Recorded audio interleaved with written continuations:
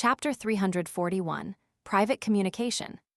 The sight of the towering stone pillars that supported a high dome and the mottled and ancient long table that appeared to have been placed there since hundreds, if not more than 1,000 years ago, entered the eyes. Although Audrey Hall had seen this scene many times, she would still feel a kind of shock that came from the bottom of her heart the moment she arrived above the gray fog. Out of the corner of her eye, she scanned the surroundings and didn't see any new members. She then looked up and bowed to the person in the thick gray fog. "Good afternoon, Mr. Fool Tilda." As she spoke, she suddenly saw a card covered with a complicated pattern on the table to the right of the Fool. It was lying there quietly, casually, like an ordinary object. Is that the card of blasphemy? A card of blasphemy that hides one of the paths of the divine. Audrey immediately understood. After the Fool nodded in response, she subconsciously glanced at the Hanged Man, the Sun, and the Magician, and she found that they had also noticed the card that didn't exist in the past. However, their eyes and actions revealed their doubts and astonishment, as well as their inevitable conjectures. After all, a card that could be placed by the mysterious and lofty Mr. Fool was definitely not an ordinary item. Well, Mr. World's reaction is a little odd. He's not even looking there. Is he able to hide his thoughts so well? Is he really the nemesis of a spectator and telepathist?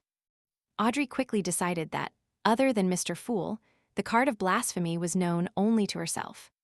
This made her feel quite proud. It was a feeling like sharing a secret with her parents when she was young, while she kept her two elder brothers in the dark. That's a card of blasphemy created by Emperor Roselle, a treasure that countless Beyonders in the mysterious world dream of. Audrey took the initiative to raise her hand after the Magician, the Sun, and the others did their greetings. "Honorable Mr. Fool, I have something I would like to report to you alone." "Alone?" Alger frowned slightly as he subconsciously tried to guess at the content, but was without any clue. Derek and the others were also curious, but they didn't think too much about it. Klein nodded slightly and said, "Sure." Frankly, he had no idea what Miss Justice was going to report to him. After waiting 2 seconds, he blocked off the senses of the rest of the members and gestured to Justice. Audrey sat with a dignified posture and said with a sincere attitude, "Mr. Fool, as I had asked to purchase the Spectator formula at a Beyonder gathering, there has been 2 suspected members of the Psychology Alchemists who came into contact with me recently through certain nobles. I'm inclined to join them, but only if I can guarantee my own safety. What is your opinion on this? I've attached great importance to this." Psychology Alchemists? From the evidence from various sources of information, it's not considered an evil organization. At present, they might not have a deity that they believe in. Its main mission is to explore and research one's mind, consciousness, psyche, and spirituality. It's more like a scientific self-help group.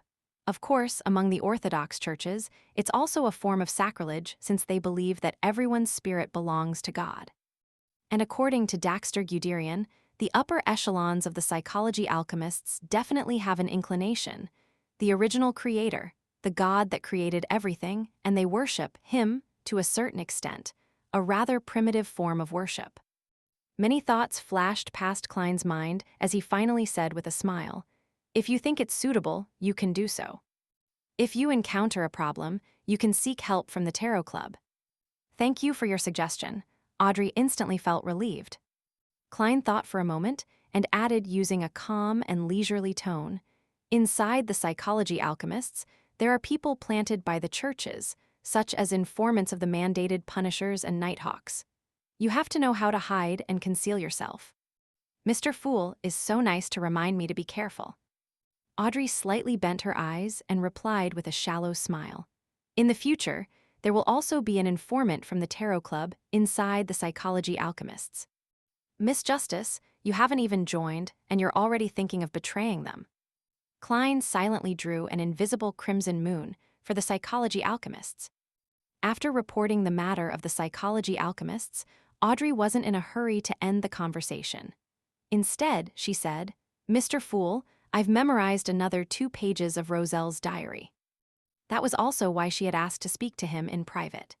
If she had conjured Roselle's diary and given it to Mr. Fool under the witness of the Magician, She could imagine that at the end of the gathering, Fors would immediately come to her and borrow those Roselle's notes she had bought in the past. And with regards to this, the goddess could prove that Mr. Fool had seen them all. I forgot to do so previously. One of these 2 days, I'll find an opportunity to tell Fors that the Roselle notes I bought were torn apart by Susie. Yes, torn apart into pieces that cannot be restored. I'm sorry, Susie. Audrey repented in her heart. Very good. Klein knocked gratefully on the edge of the long bronze table to help Miss Justice conjure the diary pages. When he had the 2 pages in hand, he cast his eyes over, only to have his smile gradually stiffen. The first line of the journal read, 6th March, damn it, I'm almost constipated from eating the food here. This is what I saw at the Roselle Memorial Exhibition. Klein hid his expression and turned to the second page. He found that the contents were still the complaints and novel experiences of Roselle's early days of his transmigration. They were of no practical use. He controlled his expression and smiled. Do you wish to deduct from the gold pounds you have yet to pay, or do you wish to get something else in return? Audrey said without any hesitation, Mr. Fool, I would like to know which path of the divine that card of blasphemy is. You really treat money as dirt. Klein silently sighed, as he didn't hide his smile as he said, that is the Black Emperor card. The corresponding sequence 9 is lawyer. So that's what it is. After receiving her answer, Audrey felt abnormally satisfied. After the private conversation ended, the magician, Fors, looked eagerly at the World who sat right at the other end. Mr. World, I will try my best to gather a mystical item or powerful beyonder weapon in the Sun domain. What kind of deal did you 2 make in private? Despite feeling very familiar with Fors, Audrey wasn't aware of this, so she couldn't help but ask. Fors let out a sigh and said, Mr. World has helped me find the formula to Trickmaster. Mr. World sure is capable at finding formulas. Does he have extensive and reliable resources and connections in this field? Audrey listened in surprise. The hanged man, Alger, concealed his solemn expression, once again reevaluating the World and raising his assessment of him. As for Derek, he felt rather expectant. He hoped that, after he finished digesting the light suppliant potion, Mr. World would be able to easily find for him the formula for sequence 7, Solar High Priest. The World laughed hoarsely when faced with the numerous gazes that were staring at him. Miss Magician, before you purchase it, it's best that you chant Mr. Fool's honorific name and request that he pass the relevant information to me. Yes, I have already sought Mr. Fool's permission, and he has agreed to help us. If I'm not satisfied with the items that you have set your eyes on, perhaps I will consider switching to another request. Klein now had 3 alternatives for the items in the Sun domain, so he planned to compare them before making any finalization. One of them was the brooch which old Mr. Eye of Wisdom had mentioned. It had the effect of purifying and warding off evil spirits and letting the wearer use a portion of the spells in the Sun domain. The negative effect was that the wearer would never feel cool, forever stuck in a hot and irritable state. Klein found the mystical item only okay, and since the price could be close to £2,000, he was unable to afford it, even if he had sold the Briber formula. Therefore, he planned to wait a few days. If Miss Magician and the lady with the artisan backing her couldn't find something better, then he would cash out the formula and buy the brooch. Okay, I'll give you the information no later than tomorrow. Fors had confirmed that Mr. A would be hosting a gathering that very night, but she had given herself another day for any unexpected outcomes. When the conversation was over, Alger looked around and said, as if he had already prepared a draft, I recently took on an investigative mission. I'm not sure if you have any relevant leads. In the past 2 to 3 years, many original native tribes in the southern continent have been plundered and all their people were taken away. In the various colonies, on the islands at sea, some slaves have also mysteriously escaped. Such situations have not happened in a long time since the countries of the northern continent abolished the slave trade. Have you all heard anything that's relevant? His eyes swept over Justice, the magician, and the World, but he didn't look at the sun. How could a boy trapped in the City of Silver, inside the forsaken land of God, know about what was happening outside? Audrey carefully recalled the conversations she had heard at the many noble gatherings, but after a while she said, "No, I've never even heard of such a thing."